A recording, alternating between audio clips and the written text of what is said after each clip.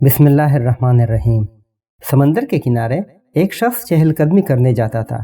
اس نے وہاں ایک شخص کو دیکھا کہ وہ شخص نیچے جھکتا، کوئی چیز اٹھاتا اور سمندر میں پھینکتا جاتا۔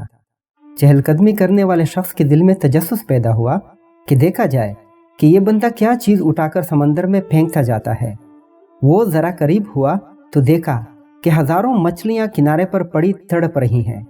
شاید تازہ موج نے انہیں سمندر سے نکال کر ساحل پر لا پٹھا تھا، اور وہ شخص ان مچھلیوں کو سمندر میں واپس پھینکنے کی کوشش کر رہا تھا۔